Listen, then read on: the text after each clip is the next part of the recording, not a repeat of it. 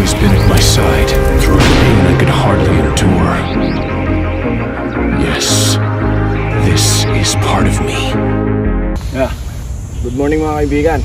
So for today's vlog ay tatambay lang tayo sa paligid after ng Baguio ride natin. Yan. At before that, ikot-ikot muna tayo dito sa paligid. Tingnan natin yung magandang madadaanan natin dito.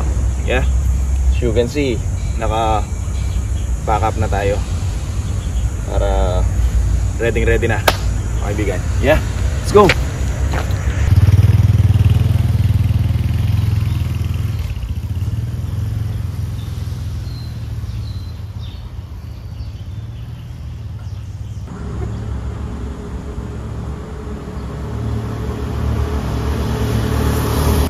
Ganda ng dinadaanan ko mga kaibigan, oh.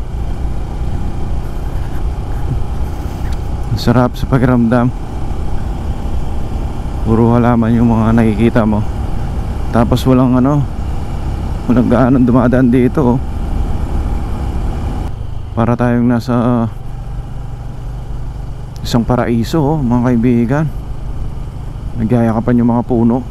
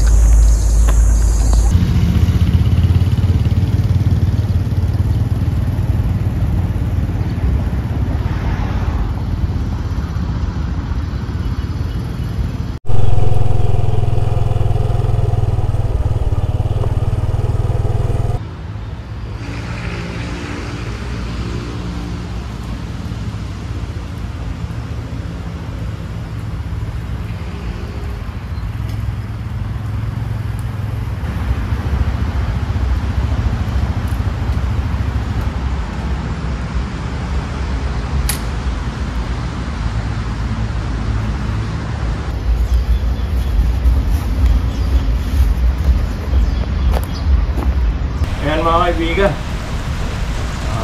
dumakas na yung ulan. So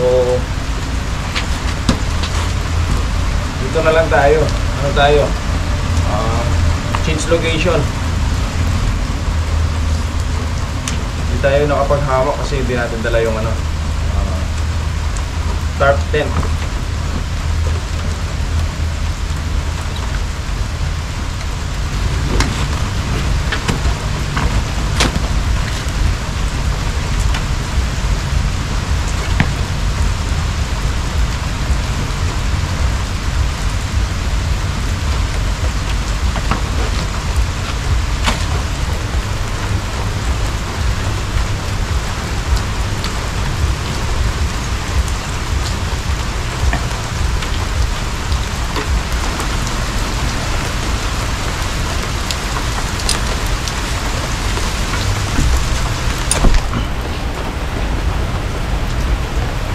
May oatmeal tayo mga kaibigan, no? Tapos lagyan natin ng saging.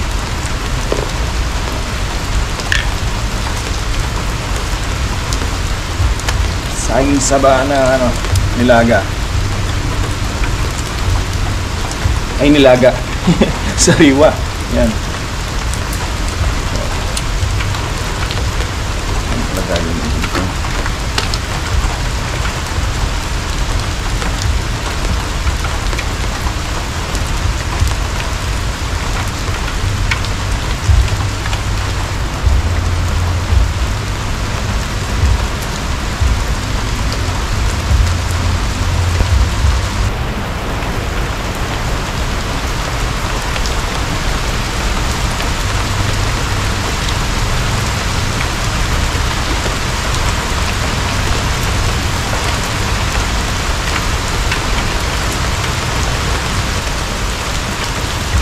Sarap, nakaka-relax.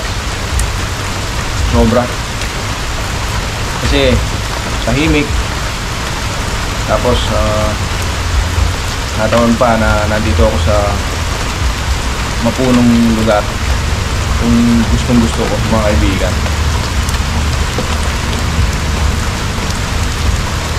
Sinabayan pa ng ulan. Parang musika sa ating ano, sa ating tenga. Lalo na yung mga talagang true campers yan. Gustong gusto nila yung mga ganito.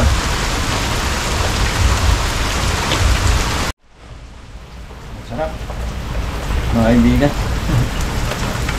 Nabusog ako sa ano, oatmeal. May saging. Kape muna tayo.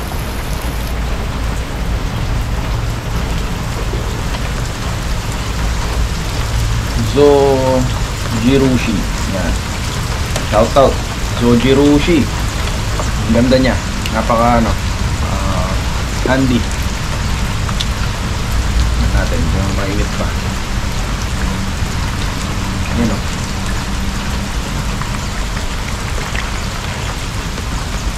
Mainit pa siya. Musok-usok pa oh.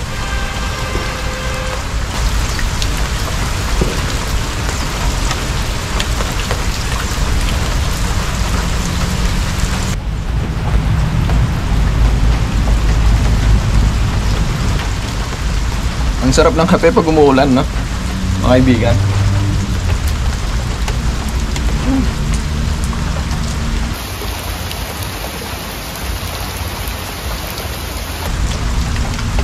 Yung nga pala, may itlog pa ako dito.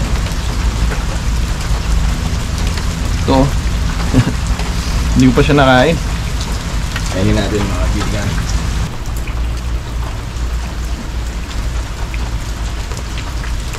Dito ako napadpad sa may ano. Sentro siya dito sa ano na to, na picnic ground. Eh siya lang may silong. Yeah, dito na ako.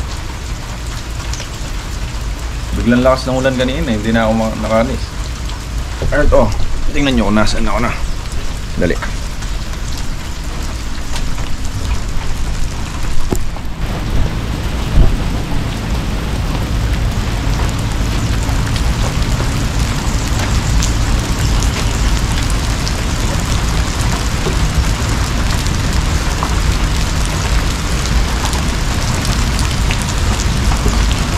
Kung magstay dito, ang sarap no? Muni-muni ka lang na ganito. Alam nyo yun, yung nakatitig ka sa isang bagay, tapos parang yung sinasabi ng mga Shaolin, di ba? Yung empty your mind, parang ganon, yung wala kang iniisip, basta nandun lang yung mata mo sa isang bagay, yan, habang umuulan. Kaya nasa malayo, yan, mga ganyan, yung tingin mo. Kaya malawak, di ba? Tapos after ng ganon, parang nano ka, na-energize ka, na-recharge ka, di ba? Soul, body, and mind. Parang lumakas mga kaibigan. Meron talagang magandang benepisyo din, no? Magandang binibigay sa tao. Like me, yung mga hilig ko, yung mga ganito, di ba? Do kanya-kanyang hilig, di ba? Pag napunta tayo doon, tapos na-tsempo na medyo toxic tayo, di ba? Dami tayong iniisip, gano'n. Parang masarap lang, sarap talaga, di ba? Minsan hindi mo maipaliwanag yung nararamdaman mo.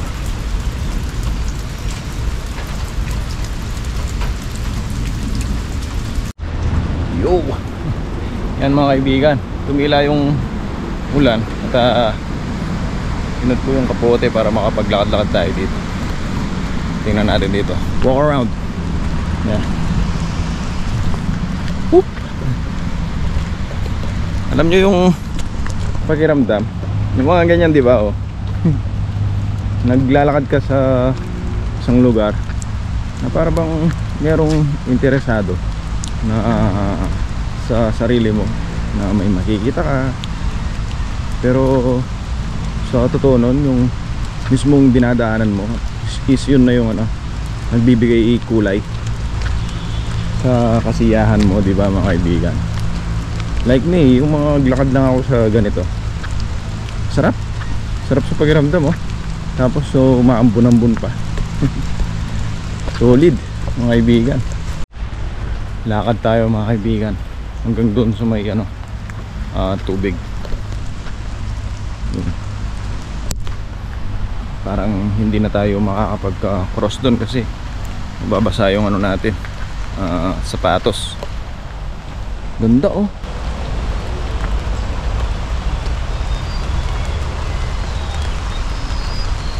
Napakasarap sa pakiramdam mga kaibigan. May mga kawayan pa dito, oh. Kung may hangin pa niyan mga kaibigan, tapos maririnig mo yung kaluskus ng mga kawayan at yung mga dahon niya. Napakasarap sa tenga.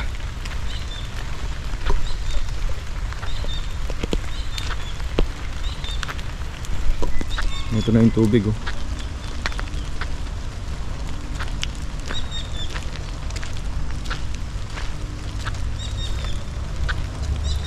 So hindi na tayo makakalipat dito mga kaibigan. Yan. Pwede pa pala dun sa kabila dito, pero hindi na tayo tutuloy. Yun. At dito na natin tatapusin ang ating vlog. Yeah, sarap. Yun. So hanggang sa muling vlog mga kaibigan. Kita-kita tayo. Hanggang sa muli, inyong kaibigan Melvin Jan.